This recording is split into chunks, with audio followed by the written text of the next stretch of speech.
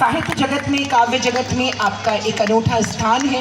मैं आज बहुत आनंदित हूँ कि आपसे परिचय हो रहा है और आपके सुंदर काव्य पाठ का रसपान हम करते हैं। श्री अभिनव Anand ji, thank you so much.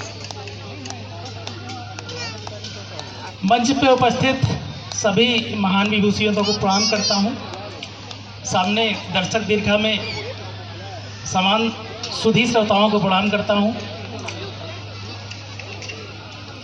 राज्य कर्मचारी साहित्य संस्थान को मैं धन्यवाद देता हूँ कि कविता का मंच जो लगभग 1.5 दशक पहले मुझसे छूट गया था, या कहो कि मैंने छोड़ दिया था, वो आज उन्होंने मुझे घर वापसी कराई है इस मंच पर। इसलिए राज्य कर्मचारी साहित्य संस्थान को बहुत बहुत धन्यवाद करता हूँ। अभी देविका जी ने कहा था कि ये मंच बड़ा समावेशी है, बड़ा इंक्लूसिव मंच है। निश्चित तौर पर इंक्लूसिव है। यहाँ पर साहित्य भी है, संगीत भी है, नृत्य भी है, काव्य भी है, सब कुछ है। और एक दृष्टिकोण और है जिसकी वजह से हम इसको समावेशी या इंक्लूसिव कह सकते हैं। वो ये है कि डॉक्टर राज जैसे महान विभूति, नरेश सर जैसे महान विभूति के समानांतर मेरे जैसा एक अकिंचन साहित्यकार छोटा सा खड़ा हो गया इस मंच पे, तो इसलिए भी ये एक समावेशिता का उदाहरण है। मैं जैसे कि सुधा मिश्रा मैम ने अभी परिचय दिया था अपना, वैसे 4 पंक्तियों के साथ अपना परिचय देता हूँ। मुबारक हो तुम्हें रंगी नियत में सादगी दूंगा, मुबारक हो तुम्हें रंगी नियत में सादगी लूँगा, कि खुददारी रहे जिंदा मैं ऐसी जिंदगी लूँगा। मुबारक हो तुम्हें रंगी नियत में सादगी लूँगा, कि खुददारी रहे जिंदा मैं ऐसी जिंदगी लूँगा। मौत का खौफ ना दिखा मुझे कातिल मेरे, मौत का खौफ ना दिखा मुझे कातिल मेरे, मैं कलमकार हूँ मरने के बाद जी लूँगा, मैं कलमकार हूँ मरने के बाद जी लूँगा। मैं ग्रामीण चेतना का व्यक्ति हूँ। अभी आज भी गांव से आया हूँ और 10 बीघे खेत जोत के आया हूँ अभी अपने ट्रैक्टर से। तो वो ग्रामीण चेतना मेरी कविताओं में भी झलकती है।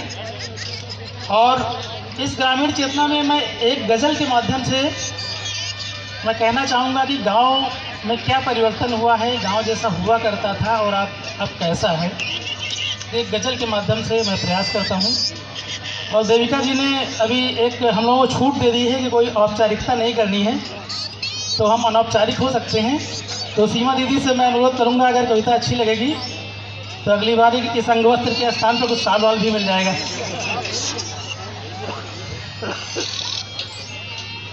ठीक है, तो जुड़ते हैं गज़ल से। कैसा ये सिलसिला हुआ है मेरे गांव में, कैसा ये सिलसिला हुआ है मेरे गांव में, हर घर में शहर बस रहा है मेरे गांव में। सभी लोग कहीं ना कहीं ग्रामीण परिदृश्य से परिचित होंगे, उनके बैकग्राउंड ग्रामीण परिदृश्य के भी, तो आप लोग इसको देखिएगा, विचार कीजिएगा।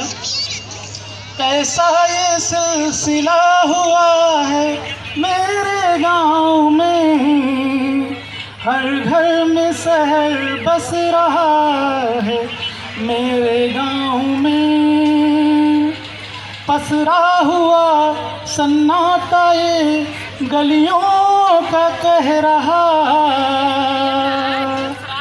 पसरा हुआ सन्नाटा ये गलियों का कह रहा,